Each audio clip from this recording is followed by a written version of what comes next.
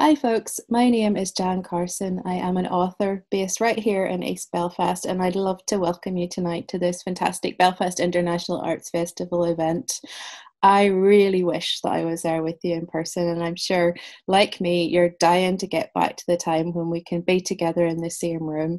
But until then, these screenings and festival chats are a fantastic alternative and a great way to spend an evening. So I hope you've got a cup of coffee or a glass of wine on the go and you're ready for a wonderful conversation this evening between Lennie Goodings, author of A Bite of the Apple, and Hilary Copeland, who's going to be in conversation with her this evening. If you're like me, you owe a huge debt to Lennie. I have been reading Virago Books for years and years and years. I'm really excited to hear a little bit of the Virago journey and a little bit of Lennie's own story as well. If you enjoy the conversation this evening and want to read a little bit more, books are available in person from David and the team in No Alibis or online at the No Alibis bookstore. And obviously, we'd encourage you to get along to some of the other fantastic events at the Belfast International Arts Festival. They're all listed and available on the website www.belfastinternationalartsfestival.com. Put your feet up, get the kettle on, and enjoy an hour of fantastic conversation. And I hope you have a wonderful evening wherever you are.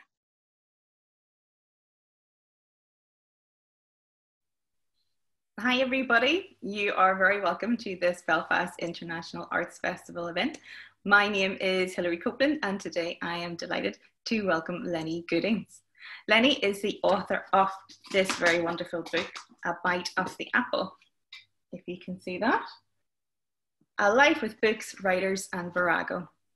Books are available for sale through the festival bookseller No Alibis bookstore, and there are book plates that have been signed by Lennie that will also be available. Lennie Goodings is currently chair of London publishing house Virago Press. Her authors include, amongst very many others, Margaret Atwood, Maya Angelou, Sarah Waters, Natasha Walter, Sandy Toksvig, and Marilynne Robinson. Born in Canada, she came to London in her early 20s and has remained there ever since. She joined Virago Press 5 years after it was founded in 1973 as the first mass market publisher for 52% of the population, women, an exciting new imprint for both sexes in a changing world. The trailblazing and society-changing publisher was committed to publishing women's writing and books on feminist topics and operated on the ideal that an imprint devoted to women's writing, lives and concerns could be both financially viable and an inspiration. The book begins with her early years as a publicist, and A Bite of the Apple takes us through the history of that legendary publisher over its many incarnations, from an independent press, management buyout in the 80s, and its sale to Little Brown in 1995, where Lennie remains as the publisher and editorial director for over 20 years before she stepped back from that position and became Virago chair, still editing, still commissioning her authors. Along with her own career in publishing, the book navigates the evolution of publishing, feminism, and society over the past 40 years. So I hope you all join me in a very warm welcome to Lennie Goodings. Lennie, thank you so much for joining us. Oh, thank you for having me. This is, I'm missing the festivals, and it would be lovely to be in the tents and the rooms, wouldn't it, with the readers, but this is good, and it's nice. I'm very, very grateful that you're giving me a chance to talk about my book. Thank you. Well, thank you so much for joining us. We hope that sometime you'll be able to come up to Belfast in person and join us then. But what's it like hearing yourself being described as an author? You are in the author seat today, and for very many years, you would usually be where I'm sitting in the chair seat interviewing an author. How does it feel now to hear yourself described like that? I haven't got used to it, I have to say. I would still say I'm publisher and reader. And then I think, oh yeah, it's okay to call yourself a writer if you've published a book. So I do know that. And I would be the first one to sort of, push somebody else to say, for God's sake, own that.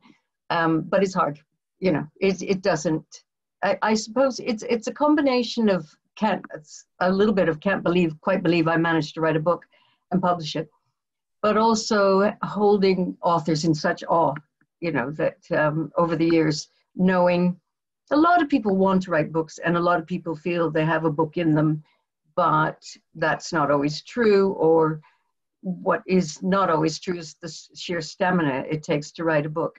So writing this book has both humbled me as an editor, but also really, I take my hat off to to the writers for the, as I say, the sheer stamina required to write a book. And the stamina is obviously the literal stamina of sitting at your desk all the time. But there's another kind of stamina, it seems to me too, which is there's this little friend or not a friend, sitting on your shoulder, basically every time you type something saying, "Are you kidding? Anybody interested in that? What do you think you know?" All that. There's Julia Samuels, who's written a book called "This Too Shall Pass." She's a psychotherapist. She talks about the way that we try and do anything, not writers necessarily, but anyway, she talks about this, the committee that sits on your shoulder, and she calls it the shitty committee. And I was thinking, yes, this is a very good way to describe that voice. You know, when you're trying to write, the shitty committee sits there very proudly, and you have to tell them, "I'm sorry, I'll see you afterwards." You know. We'll have words. Yeah, exactly. You belong on the outside. Yeah, later on. I think you're in a great position to sort of, having navigated both those spaces as author and as editor and publisher, and being able to see what it's like from both sides. Well, maybe on that, we could hear a little bit from the book. If you Sure. Okay, thank you. Yeah, I thought I would read from the preface. Soho, London, early evening, late 1970s, and the sounds of Friday night revelries rise up to our window on the 4th floor in Wardour Street, where I'm working my way through piles of paperwork in the Virago office. I'm not alone. We do everything ourselves in this company, including the dusting and the vacuuming. It's Carmen Khalil's turn to clean. Carmen is vigorously polishing one of our 3 telephones. I am 25, Canadian, new to Britain, and in awe of this formidable woman. But there are only 2 of us in the office, so I feel emboldened to ask, "Why did you start Virago?" She looks up and without missing a beat replies, "To change the world, darling. That's why." I know I'm in the right place. I'm a fervent believer that books can affect, even change lives. It was a memoir about bookselling that partly drew me to Britain to begin with. 84 Charing Cross by Helen Hanff. Funny, sharp correspondence between a girl from the New World and older gentlemen in a London bookshop had been one of my favorites as a young woman. Clutching a temporary working visa, shrugging off the new to me idea that I was a slightly inferior character from the colonies, who, as my immigration paperwork had it, understandably wants to visit the mother country, I packed my bags. I was not long out of university, had traveled to the west coast of Canada, where I had worked in a bookshop, and back to my home near Niagara Falls. Now at last, I would go to London. I bought a round-trip air ticket and told myself and my family I would stay for 1 year, try anything, everything, and then head home, probably to Toronto to get a proper job. 4 decades later, still in London, I write this book about Virago, the feminist press. A Bite of the Apple is part memoir, part history of Virago, part thoughts on more than 40 years of feminist publishing. I consider myself very lucky and privileged to be part of Virago. I have tried to be straight and not shy from awkward and painful times, as well as to tell of the truly great ones. At times, the conflicting demands of our press have nearly capsized our ship, but to stretch that metaphor just a bit further, the Viragos, by whom I mean the authors, the founders, the staff, and our readers, were always going to rock the boat. We always meant to disrupt, to make a difference. What I love about publishing is that no matter how sophisticated, how technological, how digital our industry becomes, one fact remains. Publishing still comes down to one person telling another, "You must read this book." Publishing is driven by that passion, conviction, and excitement. I've come to see that the connecting thread of this book is tension. Tension, though uncomfortable at times, is not necessarily bad. It makes creative sparks, and even maddening constraints can be productive. Virago lives within the tension between idealism and pragmatism, between sisterhood and celebrity, between art and commerce, between behaving independently, but for over 25 years being part of a conglomerate, between being modest and yet aware of one's power, between trying to do good in the world and sometimes failing. Tension does seem to be an integral part of change. There is no doubt that I too have my own tensions. I have made foes as well as friends, mistakes as well as good choices, and I have taken unpopular decisions. I also have power, at times more than others in this career of mine, and it's not without challenge to try and handle that intelligently and generously. But it's important that women have power. Women's former lack of power to decide what was published is at the very heart of Virago, our raison d'etre. I also find, somewhat to my surprise, that on the other side of daring to record these times and thoughts is the deep pleasure of telling a story, shaping an experience, giving an experience a narrative. I have learned that I love to tell stories. Marilynne Robinson says, writing takes you inward, seeing what your mind contains, and I discover she's right. Thank you so much, Lennie.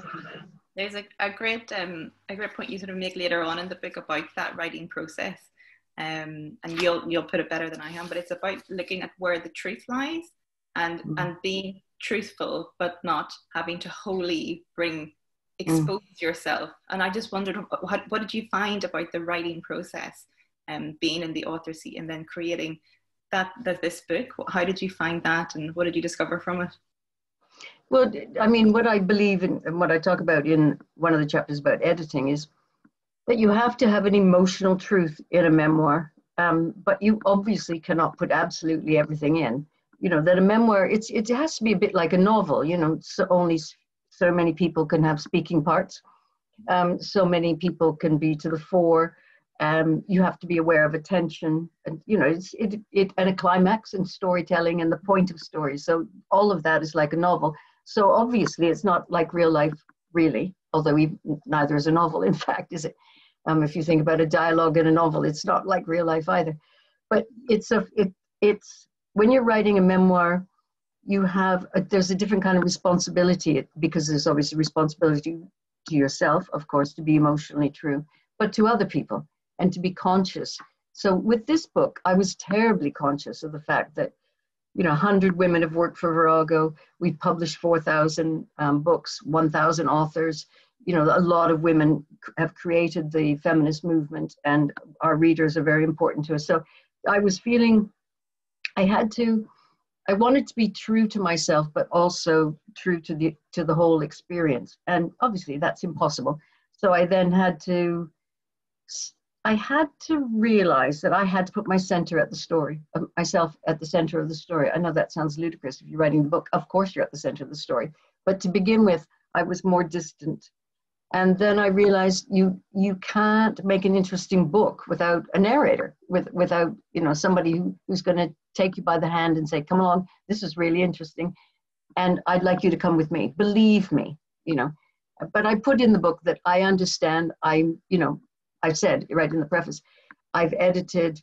This is my story. This is what I saw. This is what I think. So, you know, I'm conscious of the fact that, you know, I'm not telling the truth. I'm telling my truth. So I put that in, but nevertheless, it's a big responsibility. And at times I did find that, I found that hard, I must admit. Mm-hmm. You mentioned when you're reading that part of the preface, going back to the 70s when you arrived in London, and you did some work in publishing when you arrived, first of all, before you came to Virago, and you did have experience in the bookselling industry. Whenever you were getting on the plane to come to the UK, what were you looking for, and did you find it? Oh, very good question. Well, I was 24 or 5, I think, and so I think what I was looking for was adventure. And I've been to America, but I hadn't been out of Canada.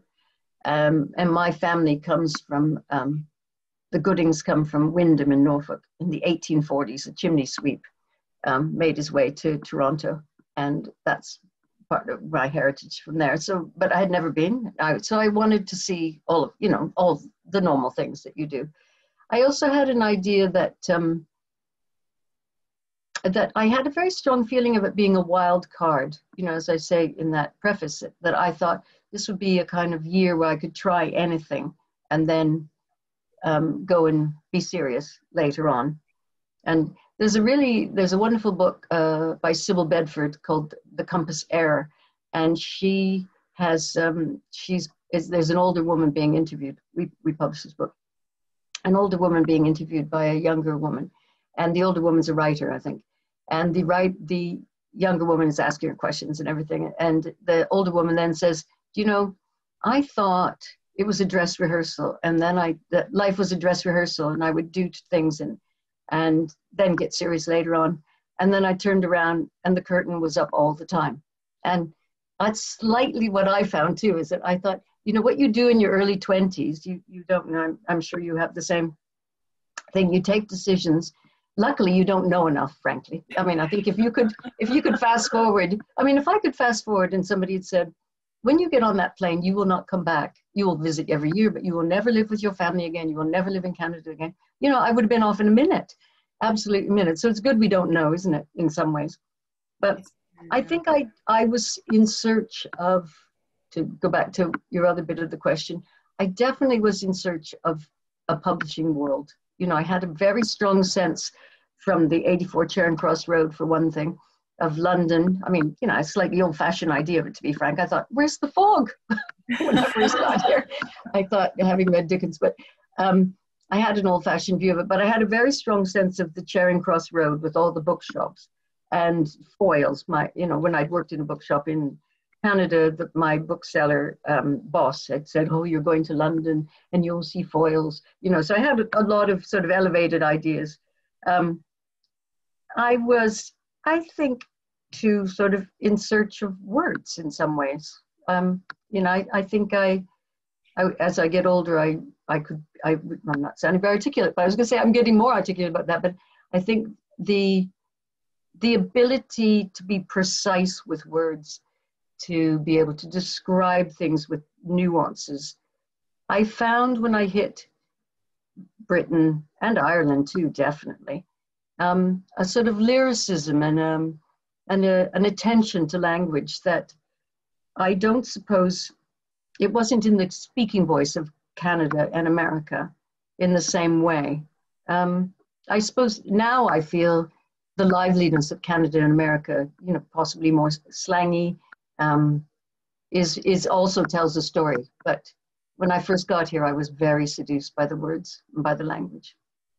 Looking for language is great. I think that those of us who love books, what you described as Charing Cross and foils and those big images, you know, they're really strong for book lovers. They're sort of quite iconic. And Virago is now one of those iconic legends, and that can be heavy to carry as well. But if we rewind back to you when you arrived in the 70s, Virago had been on the go for 5 years. It had been set up by Carmen Callil, Ursula Owens, Harriet Spicer. When you joined, what was the sort of social context that Virago was operating in Britain, particularly in that wave of feminism that was really, really strong and emerging at the time? Yeah, it's a very interesting thing, and this was another area that I didn't struggle with in the book because I did really want to tell this side of the story. But well, as usual, I mean, any kind of social movement, any kind of any feminism, whatever, has different factions, doesn't it? And it's still the truth today, actually, when people have different views around feminism, transgender rights, etc. So Virago's purpose always, and we maintain this to today, is that we're not a niche publisher. You know, I mean, people often did, you know, you can think, oh, here's books about knitting, here's books about women, you know, we always said, no, I'm sorry, we are not in the margins. We are 52% of the population. We expect men as well as women to read our books. So we rejected that idea of niche. And what we sort of saw ourselves, and we still do, is we might publish from the margins, but we are publishing into the mainstream. So we always made our books look great. We tried to get as much publicity as we could for them. And in those days, of course, there was no social media or anything. So it was, you know, we had to go through the mainstream press. But we always had an idea that we were the bridge, I suppose. So if you're the bridge between ideas in the mainstream, or feminism in the mainstream in this case, people do have different views of you, of course. So the mainstream has an idea like, whoa, you know, you're so scary, or jackbooty, or, you know, frightening, or, you know, I talked in the book about how I went out for lunch with a literary editor who said, before I left the office, I told all the girls that I was going out for lunch with a Virago, you know. I thought, oh my God, you know, anyway. And then we'd go to the women's liberation conferences, women's media conferences, whatever, and there would be women there who felt, you've sold out, you're not a collective, your books look too well, there are men selling your books. So it was a tricky time to negotiate in many ways. The thing that's great, and this is what you're saying about the sort of the weight of it, is the thing that is amazing about Virago, and that's why it's always been successful, of course, is it's recognizing a voice of so many readers, isn't it? So many readers out there, really warm. So at the same time as you'd have the mainstream quixotic, sometimes we were called paper tigresses and things like that. But sometimes there'd be allies within the media who really wanted to talk about Virago because they felt so strongly. So even if their bosses didn't like it, they would find a way, you know, to feature something. And then, as I say, some of a more radical feminists didn't approve of everything we did. But within that would be readers rather. And so we'd get emails, or not emails, we get postcards, you know, from the Women's Institute, from women libraries, from schools, whatever, from readers who would just say, I want to know more. You've changed my life. You know, you know, the fact of Virago, the fact of a women's owned, independent publishing house that's bringing out voices of women was radical. And even if people didn't like feminism, even if there were women who felt nervous of feminism, you'd feel them cheering on the side. Yeah, this is a good thing. So it was that's a long answer to the fact, of course, like anything, there's lots of different views, and you kind of have to hold the central mission in order to withstand some of those criticisms. I did laugh, I have to say, when I read in your book that when you went to Belfast with one of your sales reps, I was told by the seller there that they didn't want Virago titles because there are no feminists here. And I believe you were misinformed, Lennie. I can confirm. I've met some. Plenty. I know, I told the bookseller at the time, but it was such a good example of who are the gatekeepers, isn't it? So, you know, that's why Virago was radical, because we were a different kind of gatekeeper. I mean, obviously we're gatekeepers too, in the sense of we decide what to be published, but we were different gatekeepers. And you're absolutely right. That example, when I went to the shop in Belfast and we were selling in the books, and he said, no, we don't want any Viragos here. There are no feminists in Belfast. And but things like the Virago Modern Classics, interesting enough, could just sort of, you know, I call them the sort of Trojan horse, because they could slightly dive underneath that feeling of the gatekeepers, you know, because they think, okay, we'll have the classics, even if we won't have some of that more radical stuff. Yes, absolutely. And there's such a strong sense of the readers in your book. I really felt that Virago had family, as you sort of put it, you know, for all of the tough moments and sort of love that is within that the readers are as much part of the Virago family as well. And that is something that comes across very clearly, but I also know that, I mean, I think so many of us know that firsthand, that people talk with such admiration and engagement and passion about the Greenspine books and how that sort of is very much lodged in people's memory and experience of reading. And as you say, a book that will completely change someone's life. The modern classics absolutely do have, I think, opened up a whole world that was unknown and perhaps unexplored beforehand. I mean, Virago were attempting to reclaim the literary canon from men and what had been very male-shaped and male-centered, I think, when it came to literary history. And as you mentioned, the modern classics did that. You called it a Trojan horse. How did it wheel its way in? How did they manage that? Well, I call it the Trojan horse because you can look at the books individually, of course, and not even care that it's come from Virago. But what you cannot avoid with the classics is the idea that it's a list of women's writing. So even, you know, however anti-feminist or pro-feminist or ignorant you are, you cannot, it's a political, the fact of putting all these books together is the political act. And the political act is reclaiming women's literary tradition, as you say. So at the stage when the classics started, particularly in universities, you know, there was the idea that there were really only 4 great women, the Brontes, sorry, more than 4, but the Bronte sisters, George Eliot, Virginia Woolf.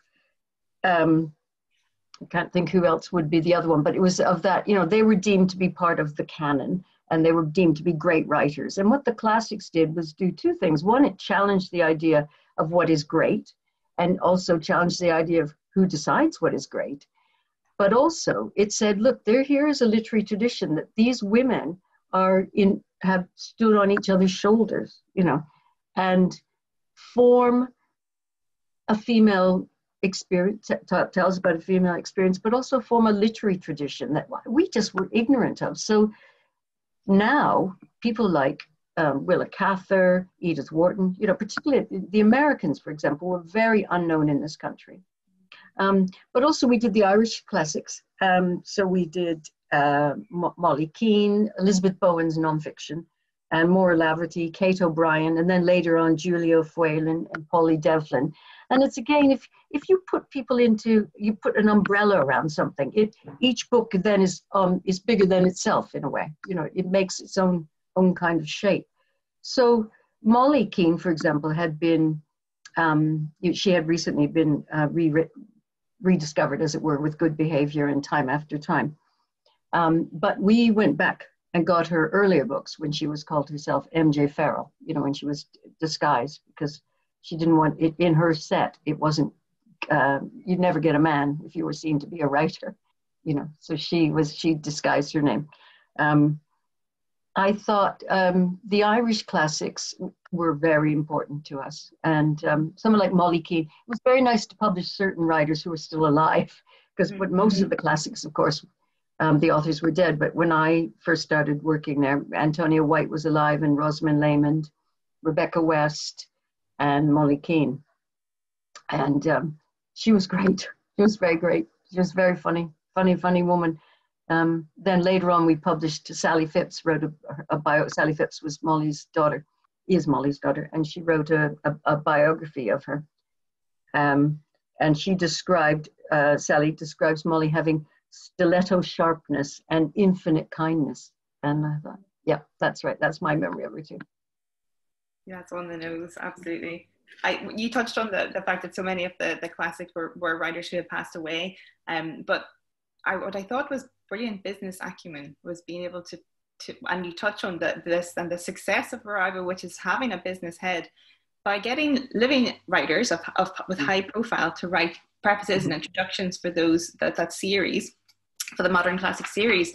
Again, the Trojan horse approach, you could get them into bookshops and you got the readers. That was incredible to hear. It was readers going in saying, I want that. When is the next Virago modern classic coming out?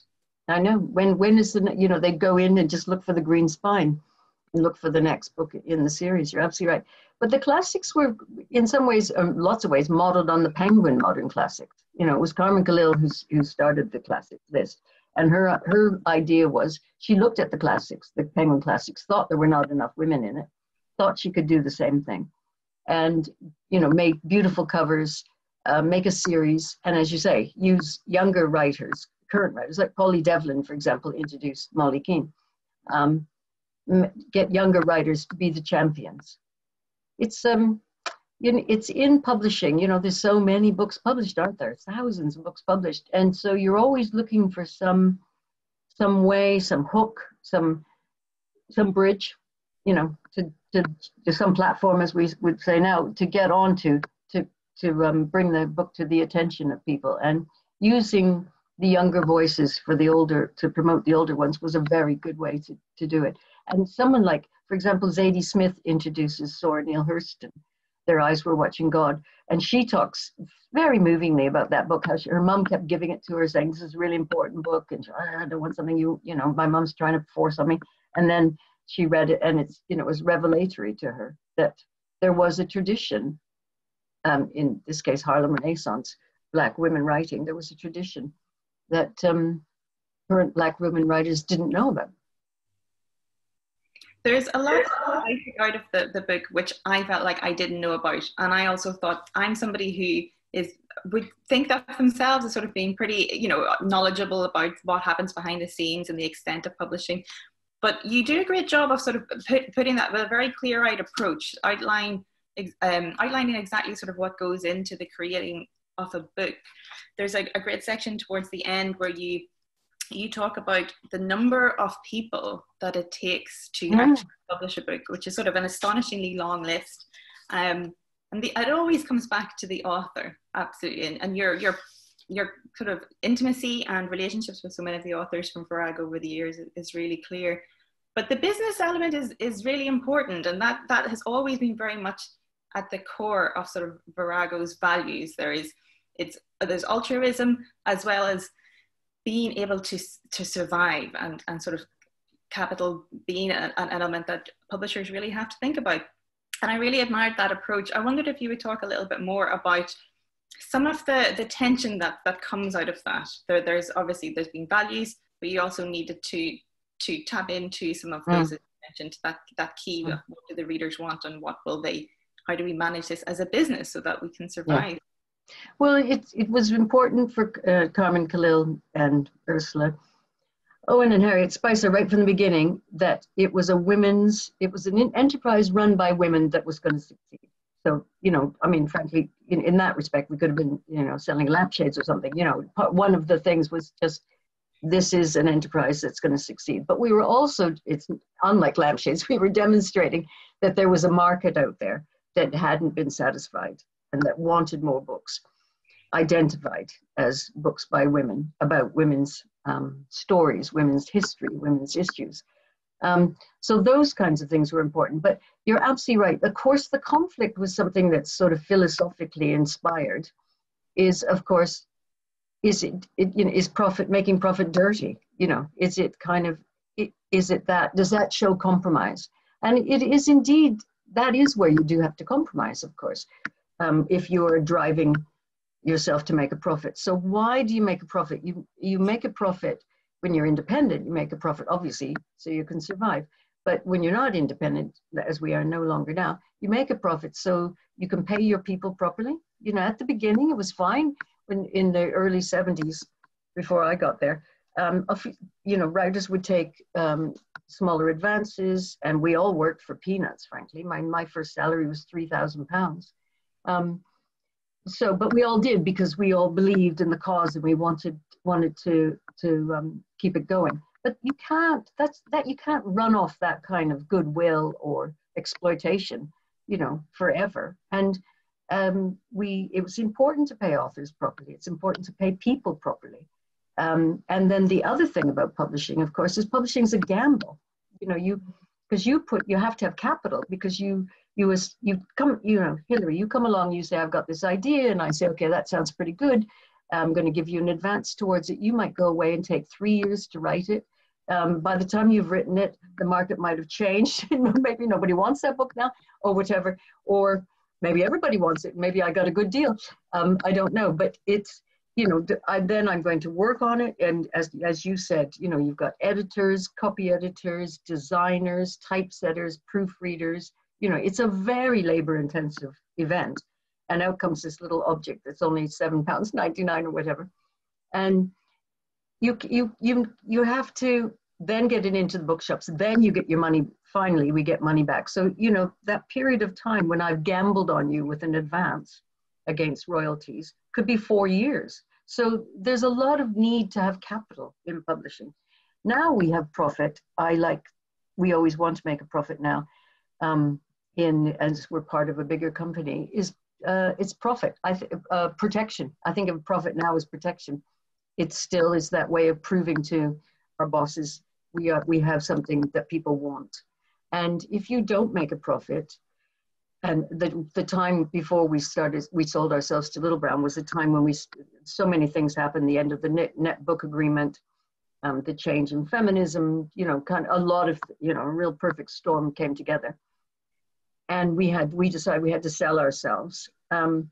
We that when you're down on your luck, as it were, that's when all the conflict comes into, you profit keeps you afloat, keeps you able to keep on publishing the books you want to publish.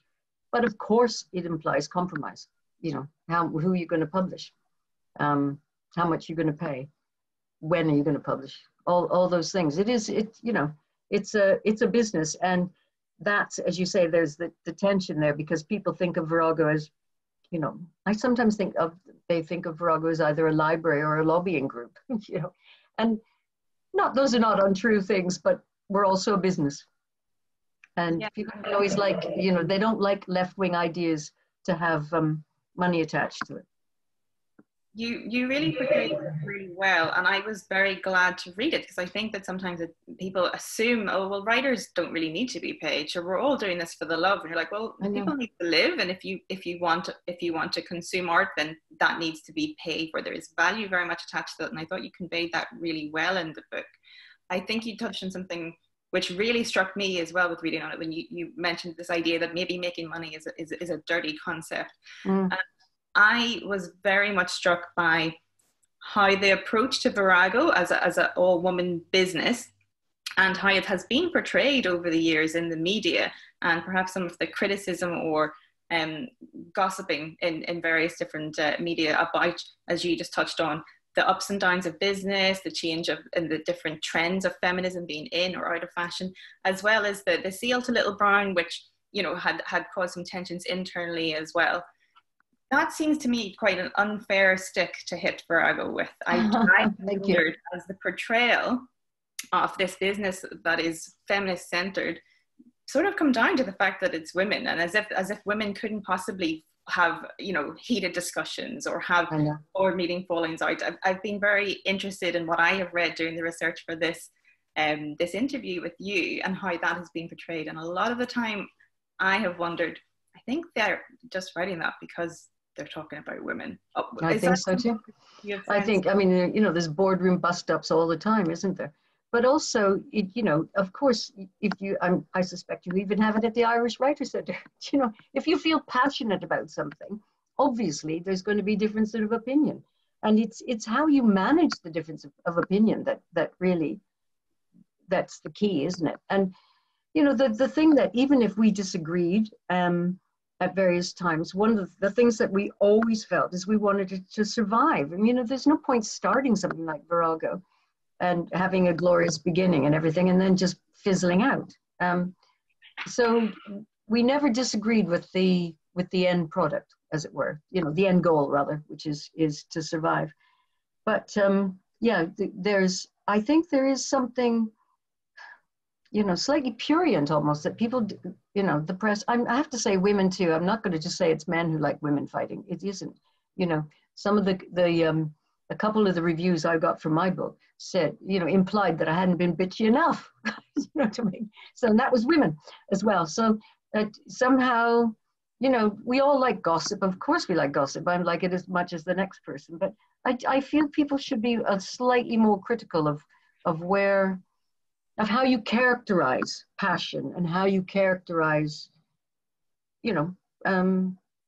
boardroom fights. It would be a better way of describing it. And if, the idea of cat fights and feathers flying and bitchiness and things like that, they're very particular female words. I really agree with you. And it's just, it's a very happy company now. And I feel, that is a legacy. That's something that anytime, witches, all the female, it's the sort of idea of women having power, isn't it? And we did a book recently called, we resurrected a book called The Virago Book of Witches, and Sharuk Hussain who pulled it together, the anthology. It's a fairy tale book, but anyway, she wrote a new preface for us, and it was right around #MeToo. And she pointed out, as soon as women are seen to have power, and as soon as women are seen to have power together against things, words like witches and witch hunt and things like that, that's the language that rises up again. It's really fascinating, isn't it? Yeah, that is still very, very prevalent and very evident in anything that you you see women in positions of power, you mentioned sort of in the gatekeeper positions and how they are described. And yet, I think for readers who have adored Virago over the years, this is stuff that I don't really think comes into play, because people love the work, the writer, the work that has gone into sort of getting that out and people discovering it. And yeah, I agree. And lots of people love books and they don't have a clue where they came from, let alone even who wrote them sometimes. But it's very interesting if you're at the heart of it. Obviously, you feel that stuff more keenly.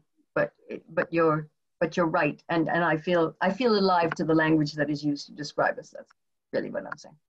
Yeah, you touch on that in a later portion of the book as well, and the language used that readers use and that perhaps is used to describe readers.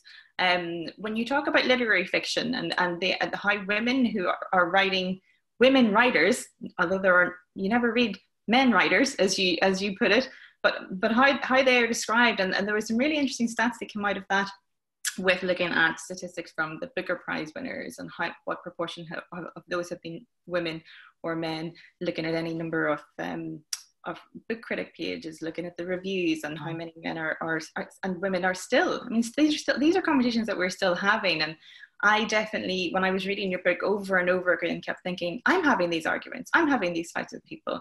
I know. So, 40 years of Virago pushing that door. Sometimes, do you feel things have changed, but do you sometimes also feel like, why are we still having these conversations? Well, I suppose they're slightly different, aren't they? I mean, I quote in that section, it's called gendered reading, which is my observation, and I'm not alone with this, is that there's a decision around, this is literary fiction we're talking about, is that there's a decision around who that book is for before a page is read based on the name of the author. So if your name is Lisa, for example, then, people picking it up think, oh, this is a women's read. And, often men don't read as much fiction anyway, that's proven. But when they do read fiction, literary fiction, they will read fiction more by men. And I've often found, like, when you point out, or ask them, have you read Margaret Atwood? Have you read Sarah Waters? They would be fine to say, no, I haven't. And without, even if they think of themselves as rather well read. But, you wouldn't find the reverse necessarily true. Anyway, the conversations are, I think they're more, first of all, I think there's an acceptance that the world is not right, and I think when Virago started, there literally was not an acceptance that every woman should have the right of every man, that every woman should be able to be educated, should be able to be free of violence, and get equal pay. Those are battles those have been won, I would say. I don't mean they've been won intellectually, they've been won socially. I mean, I don't think there's no way that we've won all of those things, but at least there's an idea that most people, sane people, agree that those things are not right. I think that's, I'm watching it again with Black Lives Matter. I feel, there's a big shift here actually, and it's no longer just a law. It's coming down into people's consciousness, and I think that's changed a lot. I also think younger women, possibly because they're not your generation is not having to accommodate in the same way. I feel like we had to make sure when you're trying to tell people about the changes you wanted, you had to be careful not to alienate people. That was quite a strong feeling. We were marching, we were walking, whatever, and writing, etc., publishing. But there's also an idea that, you had to make sure you bring people along and not alienate them. Now I feel your generation is actually entitled to an anger, partly as you've just said. Hello, we're still having this conversation. And I love that. I mean, I love what I'm seeing from the young writers who just, like Renée Lodge, why I'm no longer talking to white people about racism, or Frances Deborah White, who talks about feminism, the guilty feminism within humor, but still quite hard hitting. And I like that energy, and I like that optimism I see from young people. So I actually feel optimistic, to be frank. I don't know why. I do think optimism is the hallmark of a publisher, to be frank, which is against all the evidence. Here I go with yet another book that I believe is going to, change the world, sell thousands of copies, you know. So I suppose optimism just is part of being a publisher, to be honest. I did take some of your book because although there are some conversations that, you know, I work with I'm a white woman who works within literature, you're a white woman who works within literature, and particularly in the wake of Black Lives Matter, although certainly there has been a shift, but not fast enough, and perhaps not enough people are kind of getting behind that in terms of looking at women writers of color. And Virago has reflected on that over the years, and you write about this, about just being really frank and looking back and being able to say, I can see where we didn't get this right. We didn't. There's work that is being done all the time. But you know what I've been thinking a lot about, in especially in the light of Black Lives Matter, that publishing is, even something like Virago, but we were on the outside to begin with. Publishing is very, publishing is pretty status quo oriented, you know, and it doesn't, even if it says it wants to change, and of course lots of people within publishing definitely want change, it's very, very slow. But what seems to make change within publishing are the movements. So because that's why I was saying about the Black Lives Matter, I suddenly thought, oh yeah, it's like the feminist movement changed publishing forever, you know. Gay and lesbian movements, LGBT, etc. Now that's changed publishing, and I thought Black Lives Matter is going to be the same. They're like tides, you know. They come in, and they will change it because the readers want something different, I think, you know, and that makes the publishers hire different people, publish different people. But it is very interesting to me. It seems to me it has to be a social movement that really rocks the boat, actually. Mm-hmm. Yeah, and we're seeing that in some of the work, particularly that's published at the minute, by trans writers, by Black writers. I mean, in a way that when you look back at what Virago was doing, particularly you talked about the feminist book fair in your book, and seeing what you would totally do differently now. But that is very inspiring, actually. There's the ability to self-reflect and say, do you know what, we haven't got that right, but we know what we can do next. And that seems to be something that, you know, Sarah Savitt is the current publisher at Virago, who's moving that forward, and there's really exciting. Yep. And also coming back to looking at stories and writers, the potential for stories that are brilliant that we haven't heard yet is what really excites me about this. And at the crux of this movement is, there is a lot of stuff that we're missing out on by these doors being continued to be closed. That's right. And then that's kind of where Virago started too, isn't it? It said, it was said, wait a minute, we don't know our history. You know, there are stories out there. And also who, again, back to the idea of great, not just in terms of fiction, but who decides what is worthy of being put inside a book? You know, that's the question we just keep having to ask, actually. Who says that story is not? You know, Maya Angelou talks about how her book was published in America in 1969, and we published it was never published here till 1984. And she talks about the fact that it was sent here sent to Britain, all around the British publishers, and they said, nobody's interested in a story of a young Black girl growing up in America. Well, you know, who says that? Who decides what people are interested in? You know, that's where that's crux, that gatekeeper thing that I keep talking about. That's where it all lies, actually. Got to have different people making decisions. Absolutely. Shall we talk about some of those amazing writers that you've worked with over the years? I mean, there are some brilliant stories in the book of icons, you know, Margaret Atwood gathering all of her publishers together in a sort of mafia style, all flying into the country and meeting in a hotel room to look at her latest book. I mean, it was brilliant. And you've worked so closely with so many of these writers over the year and developed some really strong relationships. I'd love to hear some of those stories. Yeah, Margaret Atwood she has a very, I mean, it just shows you the strength of character that she is. So she decided, she doesn't do this now, but she decided that she wanted all of her English language editors in the same room at the same place. So we were given bits of her manuscript. This was the Orcs and Crake. So it was Orcs and Crake, Year of the Flood, and Mad Adam.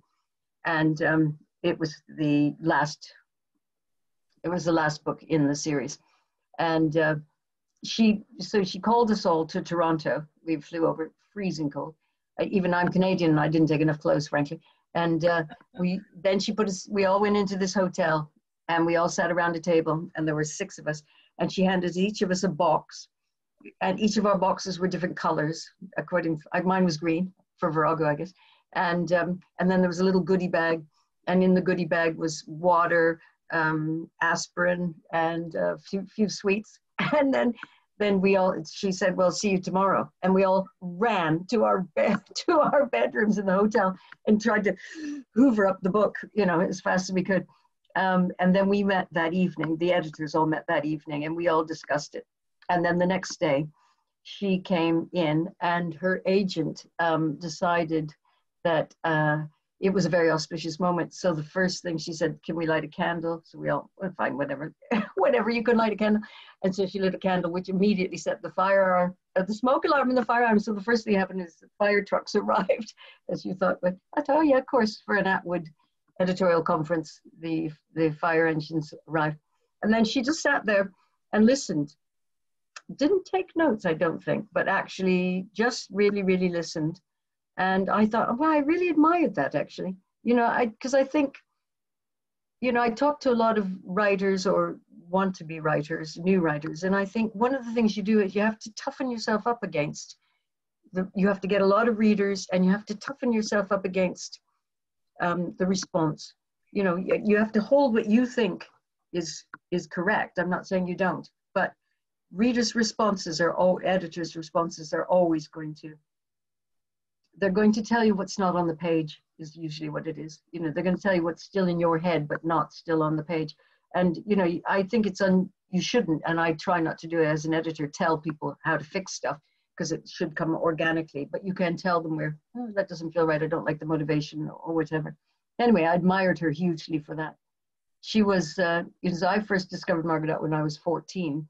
So you can imagine, because I found a book of her poetry in a little, in my high school library.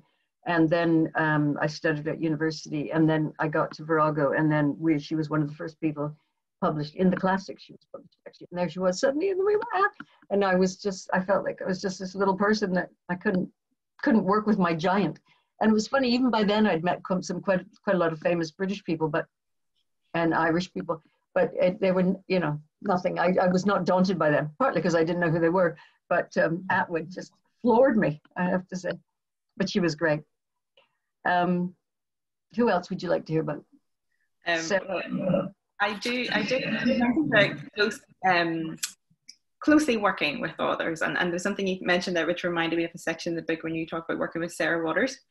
And I mean, she did her work is so brilliant and so admired, and that idea of moving lesbian centered work into mainstream literary fiction was so important.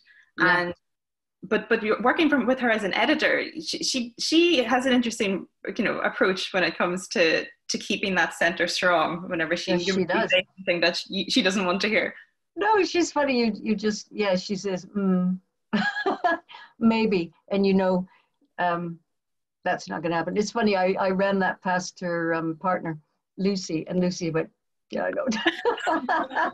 It's obviously the same. She doesn't come right out and say, you're wrong. But she is a really good example of, well, obviously she's a great writer, but she's such a good example of a really good listener. And then she also gets quite a few people to read and then solves the problem herself. And she is, again, this is what I tell other writers, is that new writers is, you don't look for the solution. You don't look to readers for the solution. What you look to readers for is what's wrong with, where are the creaky bits, as somebody says, or where the bits you slightly have papered over anyway. And if you get enough people saying, I don't understand that, or whatever, that's what you pay attention, and then you follow. But the other thing I likened it to is a slot machine. Like when you put the penny in, it goes all the way down, and because you can talk to an author quite a few times and think, this is not working, and I keep trying to work out, finding the language to say why it's not working, and then suddenly when it hits something that they slightly know already, that's when I feel like, oh, ding. Jackpot. But I told you too, I tell the story about Sarah Dunant. So Sarah Dunant at the beginning, she was doing all these crime novels and then decided to move to history. And she turned up with The Birth of Venus, what became The Birth of Venus, huge bestseller for her. And but she was determined to tell the story from the point of view of a young girl who was enclosed. I mean, the only way she had any relationship with the outside was through her brothers and her maid. And I said, I think that's you're never going to manage to tell the story that way because, you know, her parameters are too tiny, actually, and we need a bigger story than just, you know, what's it like to be in her bedroom sort of thing. And Sarah said, no, you're wrong. I said, well, I really don't think I'm wrong. No. And so we went back and forth, and then she went, no, and then I said to her, okay, prove it. So she said, I will. And she did. She went off. It's all right. There's different ways of challenging people. There is, yeah, absolutely. Which you must have had to learn to manage very diplomatically over the years. But one of the most sort of large looming and iconic of the writers that you've worked with over the years is the luminous Maya Angelou, and the close relationship that it sounded to me that you developed, and her admiration of Virago, and how close she sort of came to the Viragos as you all were. I mean, it's beautifully depicted in the book, and she just must have been such an iconic, big, emboldened figure to have to work with. And you also describe about she brought her all, and it was expected that everybody would match that.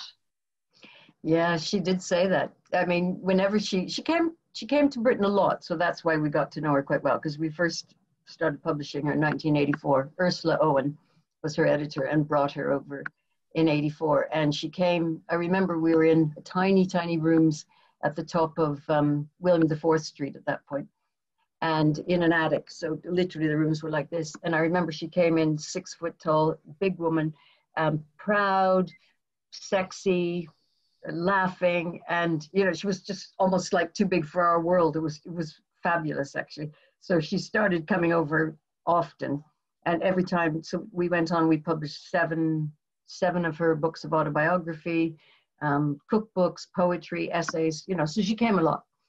And she would say, when I come, I bring my all. And there would be a sort of like pause, like, hello, I expect the same from you. But, and, you know, they definitely was not without challenge. I mean, I had young kids at the time, and, you know, I just have to sort of say, I'm just sort of not available really for a couple of weeks. You know, it's going to be full on. And also she certainly gave as good as she got, definitely. That sounds negative. What I meant is she was super generous, very, very generous. But she did like a party. And so we did stay up very, very late. We drank far too much whiskey, and we danced. I remember she had a fabulous sort of hip rolly thing. I love dancing too, and she taught us how to do that. But she was also, what was so extraordinary to take her around this country and around Ireland as well, actually, was to how people they thirsted. You know, because at the heart of Maya Angelou's story, you know, first of all, she says her mantra is, we're more alike than unalike.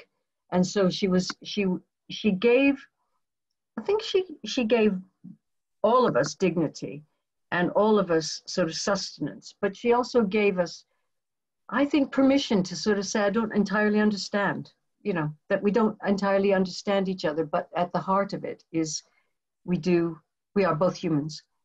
We're all humans. We all rise, we fall, etc. And it's okay to be different, but find the commonality. I thought that was a really powerful lesson from her. So we took her up and down the country.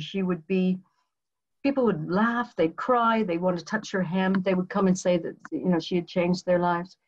And she would get up on the stage and she would be sexy, you know, really sexy, just sort of roll across the stage. And you know, it was so affirming. She was so life affirming, I would say.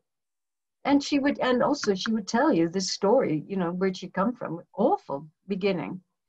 And I think in that, you know, that sheer will to survive, but with with passion and compassion and style.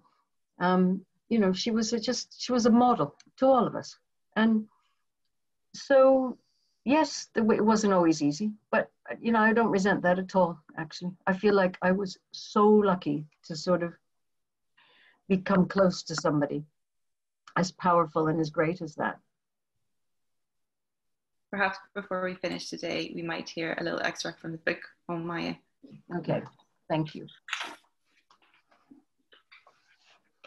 In 1984, Maya Angelou came into our lives at Virago. I Know Why Cagebird Sings had never been published in the UK, despite it being well known in America. She loved us. Maya Angelou loved us for taking a chance on her, characterizing us as her small and feisty English publishers. As we grew to know her, we came to understand she highly prized courage and loyalty. "I've got your back" was something she said. She came often to Britain. We watched as the country fell in love with her. She captured every size and shape of heart: old, young, ignorant, wise, proud, shy. When I first took her around the UK, I saw that it was as if people were thirsting for her. They drank deeply of her words, felt lifted by her spirit. They literally wanted to touch her hem, or other times shouted with the pleasure of seeing a 6-foot-tall woman dance across a stage, unashamedly, outrageously, sexily, head tipped back, with a huge, infectious laugh. My mission in life is not merely to survive, but to thrive, and to do so with passion, some compassion, some humor, and style. She was in the mold of the people who inspired her. She was a preacher with a sermon, writing and speaking, as she said, with the rhythms and imagery of a good Southern Black preacher. And she was a teacher with a lesson. She said, "I speak to the Black experience, but I'm always talking about the human condition." Maya Angelou believed in poetry. She trusted in it, and she used to say that she knew from a young age you could live by its strengths. The grandmother who raised her, and whom she called Mama, said to the little Maya, "Sister, Mama loves to see you read poetry, because that will put starch in your backbone." She had hundreds of poems, she used to call them, in her slow, rich, deep voice, at her fingertips, and could and would recite them at a beat. And even in a most terrible time, after being raped by her mother's boyfriend at age 8, after which she became mute for years, she wrote that poetry was her savior. In I Know Why the Cagebird Sings, she tells how the splendidly named Miss Flowers beguiled her back to speech. Quote, "She opened the first page and I heard poetry for the first time in my life. Her voice slid in and curved down through and over the words." That sensuous quality, that appreciation of the nourishment of the written words, is what I loved about Maya Angelou and her writing. Thank you so much, Lennie. An extraordinary story, and it's been a pleasure to speak to you today. Such a pleasure. What wonderful questions, Hilary. Thank you so much. You really made me think. Good, I'm delighted. And thanks to everybody for joining us here today for this Belfast International Arts Festival event. You'd be very welcome to check out other events that are available mostly for free this year, and you can do that at the Belfast International Arts Festival.com website. If you'd love to make a donation, we'd be very, very grateful to help support the festival. You can do that on the website too. So please do check out the programme and attend some other events. This is A Bite of the Apple. I really do hope you buy it and do enjoy it. It's been a pleasure, Lennie, and thank you so much for speaking to us today. Thank you.